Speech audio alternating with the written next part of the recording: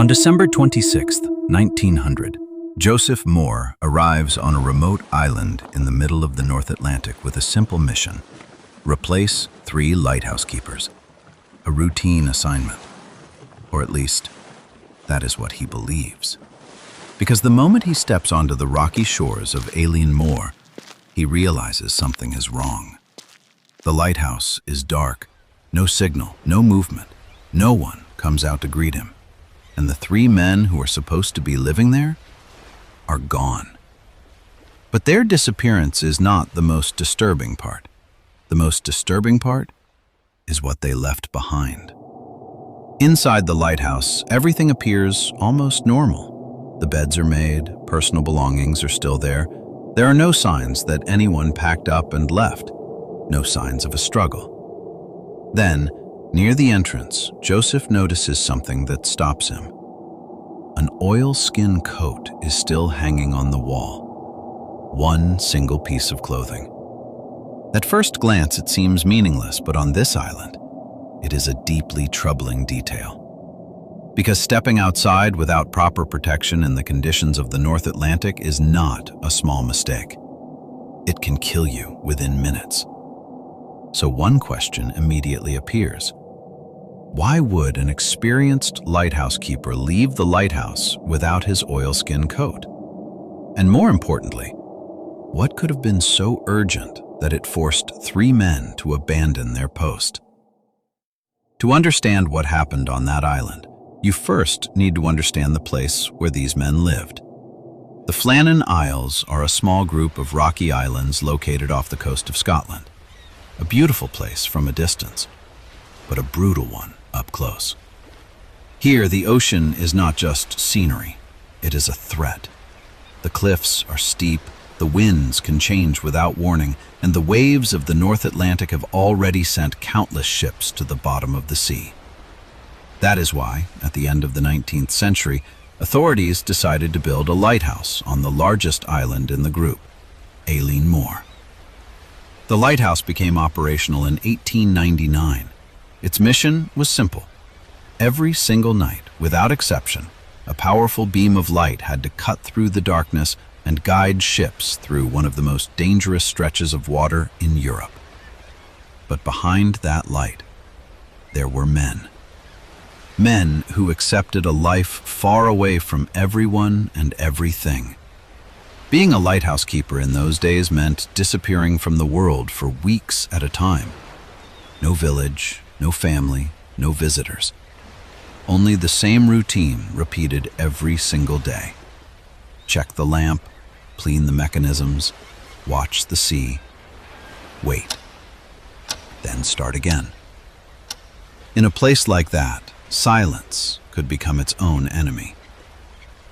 In December 1900, 3 men were stationed at the lighthouse.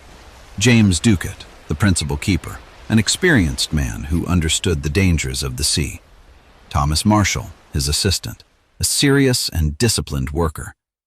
And Donald MacArthur, an experienced sailor who had come as a temporary replacement for another keeper, a man who, in reality, was never supposed to be on the island at that exact moment. He was only there so another man could spend the holidays with his family. 3 capable men. 3 men who knew the rules. 3 men who understood that on Eilean Mòr, one mistake could be fatal. And yet, a few days later, they would disappear without leaving a single answer.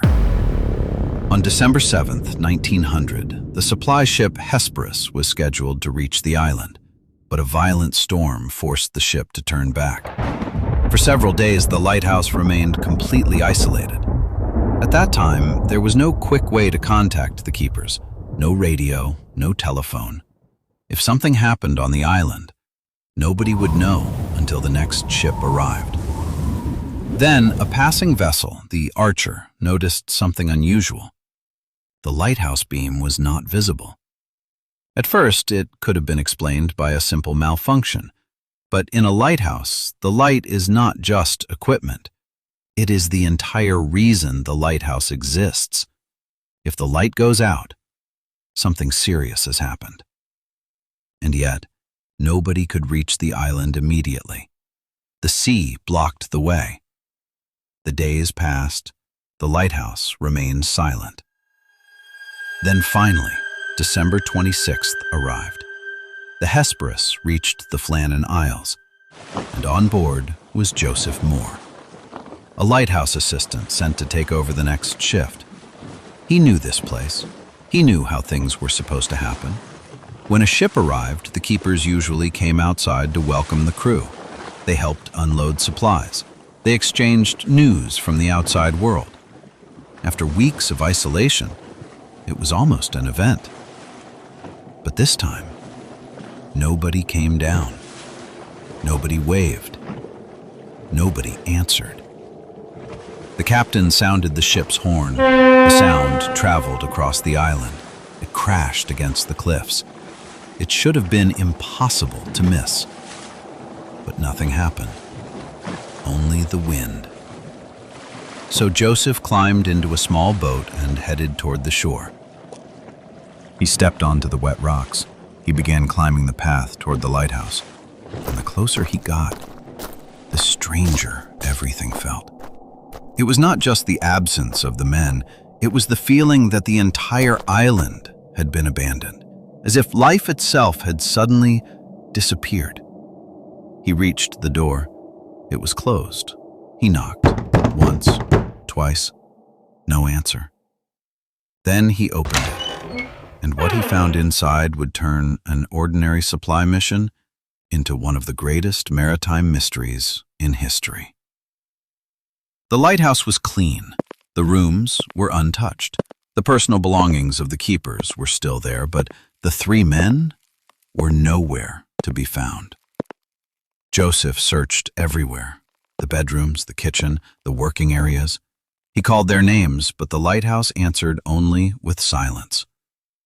Then he noticed several disturbing details. The men had not packed their belongings. They had not taken important personal items. They had not left the island with any obvious plan. They seemed to have disappeared suddenly, as if something had forced them outside. And that is when the mystery became even stranger, because another clue was waiting near the entrance. The oilskin coat, still hanging, still exactly where it had been left. A piece of equipment every keeper would normally take before stepping outside. So why was it still there? What could have forced a man to face the North Atlantic without protection? And why would all three men leave a lighthouse that was never supposed to be left unattended? The investigation was only beginning, and the answers were about to create even more questions. Investigators arrived on the island expecting to find a simple explanation. An accident, a mistake, a tragedy caused by the sea. But the more they examined the lighthouse, the harder this case became to understand. Because outside the lighthouse, on the western side of the island, they discovered something unusual. A trail of clues. This area was one of the most dangerous parts of Eilean Mòr. It was where supplies and equipment were sometimes brought ashore when conditions allowed it. But this time, something was different. Storage crates had been moved. Ropes were out of their usual positions. Some equipment had been damaged, and the force of the waves had left clear marks on the structures. To the investigators, a theory quickly began to form. Maybe something violent had happened on that side of the island. Maybe one of the keepers had gone outside to secure the equipment. Then, seeing the danger, another man followed him. Then the third. And within seconds, a massive wave swept all three men away. A simple explanation, a logical explanation. But there was one problem. It did not answer every question. Because James Ducat, Thomas Marshall, and Donald MacArthur were not inexperienced men. They knew this island. They knew this sea. They knew how quickly the weather could turn deadly. They understood that an unnecessary trip outside could cost them their lives. So why would all three of them have gone out together? Normally, lighthouse protocol was clear. Even during an emergency, one keeper stayed inside. The light had to continue operating. The lighthouse could never be completely abandoned. But this time, all 3 men were gone, and the light had gone out. That contradiction would keep the mystery alive for generations. Soon, other theories began to appear. Some suggested that a conflict had broken out between the 3 keepers. After weeks of isolation, the psychological pressure could have been overwhelming. 3 men trapped on a small island in the middle of the ocean, the same walls, the same routine, the endless sound of waves crashing against the cliffs.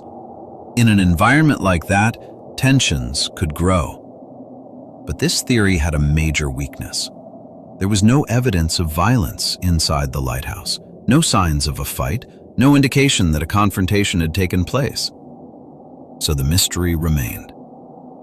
Others suggested something even darker, an outside attack. Someone had somehow reached the island and made the 3 men disappear. But once again, the theory was difficult to support. Eilean Mòr was isolated. Reaching the island was dangerous, and nothing inside the lighthouse suggested that strangers had entered. Then, over time, another version of the story began to spread, a version that would transform the disappearance of the Flannan Island keepers into a legend. Later accounts claimed that a meal had been left unfinished on the table, that a chair had been found overturned in the kitchen, as if someone had suddenly jumped up in panic. Some stories even claimed that the final lighthouse log entries described a terrifying storm, frightened men, and the feeling that something terrible was approaching. They are powerful images, almost perfect ingredients for a mystery. But there is a problem. Many of these details do not appear in the official reports from the time. They appeared later, through dramatized articles, fictionalized accounts, and popular retellings of the case. And that is exactly what makes the Flannan Isles mystery so fascinating. Because even when you remove the most dramatic additions, the core of the story remains disturbing. The essential facts do not change. 3 men disappeared. A lighthouse was empty. The light was extinguished. Equipment had been moved, and protective clothing had been left behind. The heart of the mystery is real, and it has never been fully explained. Today, the most accepted theory remains a natural disaster. The ocean, a powerful wave, a moment of terrible timing. The seas around the North Atlantic can produce waves strong enough to surprise even experienced sailors. A wave could have struck the western side of the island with enormous force. 1 man may have been swept away. The other 2 may have rushed outside to help him, and before they even understood what was happening, all 3 were gone. This theory explains many things: the damaged equipment, the lack of a struggle, the fact that there was no evidence of a planned disappearance. But it still leaves one final question. Why were the men outside at the same time? Why take such a risk? Why leave the safety of the lighthouse? Perhaps that is the reason this mystery has survived for more than a century.